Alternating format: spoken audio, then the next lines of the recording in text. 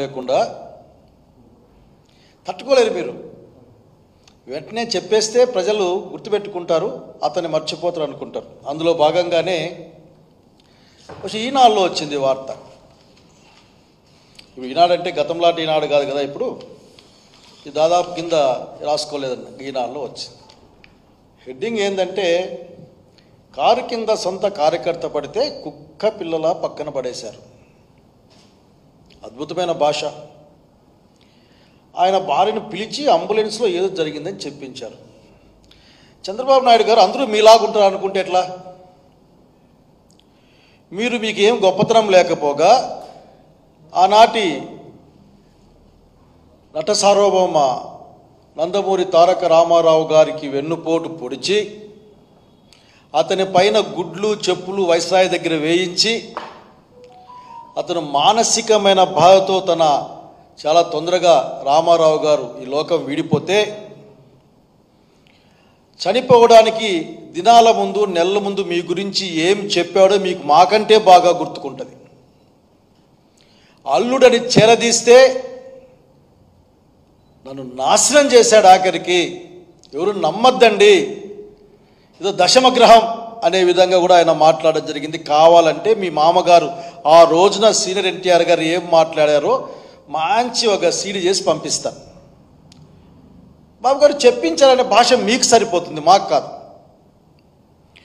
మొన్న మీ మహానాడులో ఒక సరంభం జరిగిందే, ఆ మహానాడులో పాపం ఆ ఏఏ అంటే ఇది కొత్తగా ఈ మధ్య మీరు టెక్నాలజీని అందిపుచ్చుకుంటారు బాగా జాగ్రత్తగా ముందుగానే. ఇప్పుడు క్వాంటం అన్నట్లే ఏ కూడా అంట, మన వరకు ఏఏ అన్నారు, ఇప్పుడు క్వాంటం అంటూ ఉన్నారు మీరు. ఏది ప్రపంచంలో కొత్త పదం వస్తే బాగుందంటే వాడేస్తారు. వాడకంలో మిమ్మల్ని మించిన వాళ్ళు ఎవరు లేరు. పాపం సాక్షాత్తు రామారావు గారు, సీనియర్ రామారావు గారు రావడం, ఆయన మిమ్మల్ని పొగడ్డం, మీ కొడుకుని పొగడ్డం, మీరంతా ఆఖరికి దేశోద్ధారకులని, ఆఖరికి ప్రీతమైన ప్రజల పట్ల ప్రేమ గలవాలని, అసలు మించిన వాళ్ళని, అసలు మీరు ఈ భూమి మీద పుట్టలేదు అనే విధంగా రామారావు గారితో చెప్పించారు. చెప్పించడం అనేది మీకు అలవాటు. నిన్న లూర్తు మేరీ గారు వారి యొక్క విషాదంలో మేము ఆకర్షిస్తున్న సంతాపాన్ని, బాధను పంచుకుంటా ఉన్నా, వారు మా ఆఫీస్కి వచ్చారు. ఆ కుటుంబం వైఎస్ఆర్సీపీ కుటుంబం, అది విపరీతమైన అభిమానం ఉంది మాకు వైఎస్ఆర్సీపీ పైన, జగన్మోహన్ రెడ్డి గారి పైన. వాళ్ళు స్వయంగా చెప్తారు. ఆఖరికి సింగయ్య గారు ఒకవైపు వెళ్తే జగన్మోహన్ రెడ్డి గారిని చూడడానికి వారి భార్య లూర్తు మేరీ గారు ఇంకొక సెంటర్లోకి వెళ్ళిన సంగతి గుర్తు చేస్తూ ఉన్నా. ఎంత నిర్దాక్షిణ్యంగా, నిర్దయగా, కేవలం రాజకీయ భాష ఒక మాట్లాడతారు మీరు. కుక్క పిల్లలు ఆగి పడేశారా? అదే చూశానే మీ యొక్క పత్రికలో, లేకపోతే మీ మీడియా చెప్పింది, ట్రైన్ ఎక్కి దిగింది, దట్టుకుపోయింది, అసలు కానీ ఒక బొమ్మ చూపించారు కదా మీరు. మేము చూసాం ఆఖరికి సదరు సింగయ్య గారు మాట్లాడుతున్నట్లు, కాలు మీద కాలుసం కూర్చున్నట్లు కూడా ఫోటోలు మేము చూసాం. నిజమని నమ్ముతా ఉన్నాం. కానీ మీరు కుక్క పిల్ల లాగేశారు. ఎవరు లాగారు చెప్పాలి కదా. అది ఏం మాట్లాడరు మీరు. ఊరికే మీ నోటికి బాగుంది భాష, కుక్క పిల్లలాగా లాగేశారు. ఏం చేస్తాం, మనుషులంటే కుక్క పిల్లలాగా మీకు కనిపిస్తూ ఉన్నారు. నేను చేయగలిగింది ఏమీ లేదు. ఆమె ఏం చెప్పింది, మాట్లాడుతున్నాడు మా ఆయన, చిన్న దెబ్బలు తగిలినాయని చెప్పాడు, ఆసుపత్రిలో ఆయన మరణించాడు. ఆమె స్ట్రైట్గా క్వశ్చన్ వేస్తూ ఉంది ప్రభుత్వానికి. మాట్లాడుతూ చిన్న దెబ్బలే తగిలే నాకని చెప్పిపోయిన మా ఆయన ఆటోలోనో వేరే వెహికల్లోనో తీసుకెళ్తాం మేమంటే వినకుండా అంబులెన్స్లో తీసుకెళ్లారు. అంత బాగా మాట్లాడుతున్న వ్యక్తి చనిపోవడానికి కారణం ఏందో మాకు తెలియాలి, మాకు అర్థం కావాలి, మాట్లాడుతూ ఉన్నారు. అట్లాగే సంశయాత్మకంగా బెనిఫిట్ ఆఫ్ డౌట్ కింద ఏమైనా జరిగిందేమో అనే ఒక సంశయాన్ని వ్యక్తం చేశారు. మీరు దాన్ని క్లారిఫై చేయాలా? ఎందుకంటే మీ డిపార్ట్మెంట్, మీ ప్రభుత్వం యొక్క ప్రవర్తన ఆ విధంగా ఉంది. ముఖ్యమంత్రి గారు, మీరు బాగా గమనిస్తే ఆ రోజున సదరు ఎస్పీ గారు మాట్లాడిన మాట, అదేదో టాటా సఫారీ బండి వచ్చి కొట్టింది, బహుశా దేవినేని సంబంధించిన పిల్లలు ఎవరో అటు ఆ విధంగా బహుశా అనుకుంటా, సబ్జెక్ట్ టు కరెక్షన్, అని స్పష్టంగా ప్రకటించి 3 రోజుల తర్వాత అది కాదు ఇది అని ఇంకొక వార్త. దాంట్లో నిజంగా మీరు లా అండ్ ఆర్డర్ని మెయింటైన్ చేస్తూ ఉన్నారు. ఆలోచించండి. మీరు చెప్పుకున్నారు 45 సంవత్సరాలు 50 సంవత్సరాలు రాజకీయ అనుభవం అంటే దేనికి, ఏం చేసుకోవడానికి? ఒక వాహనంలో ప్రయాణం చేస్తుంటే ప్రయాణికుల పైన కేసు పెడతారా? మీకేం అనిపిస్తా లేదా? బహుశా రేపు పొద్దున చరిత్రలు రాయబడతారు మీరు. కారులో యాక్సిడెంట్ అయితే కారు లోపల కూర్చున్న వాళ్ళపైన కేసు పెట్టాలి, బస్సు యాక్సిడెంట్ అయితే బస్సులో ఉన్న ప్యాసింజర్ల పైన కేసు పెట్టాలి, రైలు యాక్సిడెంట్ అయితే రైల్లో ఉన్న అందరిపైన కేసు పెట్టాలి అని రేపు పొద్దున బహుశా మీరు ఒక హిస్టారికల్ దాన్ని ల్యాండ్ మార్క్గా మారిపోతారు, ఎటువంటి కేసులు పెట్టకూడదు అని చెప్పడానికి. సాక్షాత్తు గౌరవ హైకోర్టు చెప్పింది, మనమంతా చెప్పాల్సిన అవసరం లేదు. దాంట్లో హైకోర్టు చెప్పిన తర్వాత కూడా మీరు అదే మాటలు మాట్లాడే ప్రయత్నం చేస్తూ ఉన్నారు. రాజకీయాల్లో కేవలం అధికారం కోసం ఇంత వికృతమైన రాజకీయాలు చేయాలన్నా మనం ఏమైనా అవసరం ఉందా? సింగయ్య గారి భార్య మన ముందు, ముఖ్యంగా ప్రభుత్వం ముందు ఆమె ప్రశ్నలు పెట్టింది, సమాధానం చెప్పండి. మీరు చెప్పించారు, సానుభూతి చూపించాలి. శవ రాజకీయానికి వాడుకోకూడదు శవాన్ని. సానుభూతి చూపించి ప్రభుత్వ పరంగా ఏం చేస్తారో గట్టిగా చెప్పండి. అట్లాగే నిష్పక్షపాతం ఛాలెంజ్ చేస్తాం, ధైర్యంగా ఉండమని ఈ రాష్ట్ర ముఖ్యమంత్రిగా ప్రకటించండి. ఇదేమీలే, ఎంతసేపు కేసు పెడదాం, కోర్టుకు లాక్కెళ్దాం, ఏం నేర్పిస్తూ ఉన్నారు మీరు? మీరు చాలా దిగులు పడ్డారు. నేను చూసే వార్తలో వ్యవస్థలన్నీ నాశనం అయిపోయినాయని. ఎవరు నాశనం చేస్తూ ఉన్నారో గుర్తుపెట్టుకునే అవసరం ఉంది. ఈ రోజున ఏ వ్యవస్థ సక్రమంగా పనిచేస్తుందో చెప్పాలి మీరు ప్రజానీకానికి. ఇది ప్రజాస్వామ్య భారతదేశం, ప్రజాస్వామ్యబద్ధంగా. బ్రాకెట్లో అనుమానం ఉంది, ఈవీఎంలు 25, 40, 40 లక్షల ఓట్లు ఏమయ్యాయని. ఈ రోజున మా వాళ్ళు కలుస్తూ ఉన్నారు ఢిల్లీలో. సమాధానం చెప్పమంటే కోప్పడతారేంటి? సమాధానం చెప్పమంటే కేసుల రూపేణా బహుమానాలు ఇస్తూ ఉన్నారు మీరు. ఇది మంచిది కాదు. నిజాలు అన్నీ బయటికి వస్తాయి. ఆ రోజున ప్రజల ముందు ఎవరు దోషిగా నిలబడాలో అర్థం చేసుకోమని కోరుతా ఉన్నా నేను.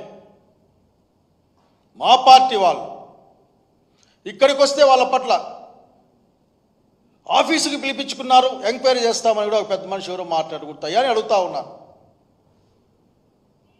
చెప్పండి, ఏ విధంగా చేయాలో గైడ్లైన్స్ చేయండి మాకి, దాన్ని ఫాలో చేసే ప్రయత్నం చేస్తాం. ఇట్లే చేయాలా మీరు అని. మా నాయకుడు బయట పరామర్శ కోసం బయటకు వస్తాంటే మీరు పర్మిషన్ ఇవ్వరు, హెలిప్యాడ్కి అవకాశం ఇయ్యరు. జగన్మోహన్ రెడ్డి గారికి ఇబ్బంది పడతారని చెప్తే ఆయనకి రావాల్సిన Z+ కేటగిరీ రక్షణ, దాని యొక్క విధి విధానాలు మీరు అమలు చేయరు. నిర్ణయిస్తామా?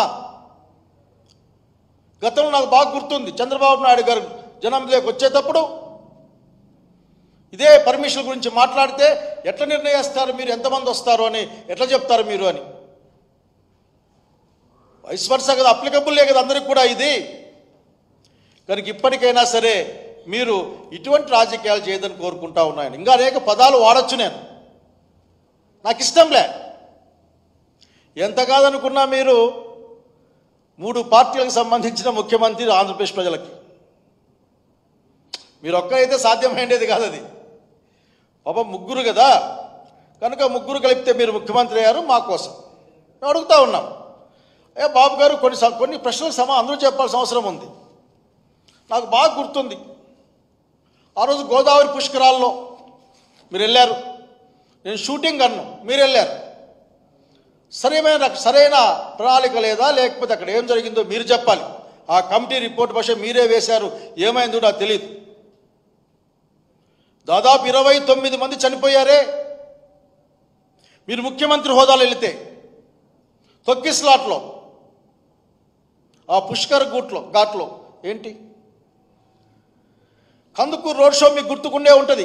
ఇరుకైన సందుల్లో పెట్టారు మీరు. దాదాపు 7-8 మంది అక్కడ చనిపోయారు. సమాధానం? పాపం గుంటూరులో కొన్ని మాత్రమే మాట్లాడుతూ ఉన్నా. గుంటూరులో చీరల పంపిణీ కార్యక్రమం పెట్టారు. మినిమం జాగ్రత్తలు లేవు. అక్కడ ఇద్దరో ముగ్గురో మహిళలు చనిపోయారు. ఏం సమాధానం చెప్తారు మీరు?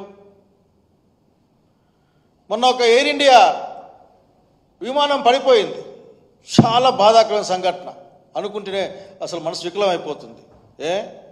ఆ సమయంతో మంత్రి పైన లేక ఇంకోరి పైన ఏమన్నా మీరు ఏమైనా కేసులు దాఖలు చేపిస్తారా? అన్ని విషయాల్ని రాజకీయానికి వాడుకోవడం.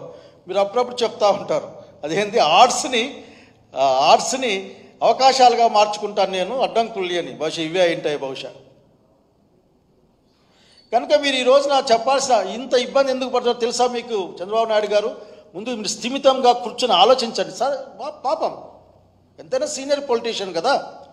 కాకపోతే షాడో ముఖ్యమంత్రి కూడా ఉన్నారు అనుకోండి. ఈ రోజున అయితే షాడోనే ఒరిజినల్. మీరు ఒరిజినల్, షాడో కదా. నేను మీ గురించే మాట్లాడతాను.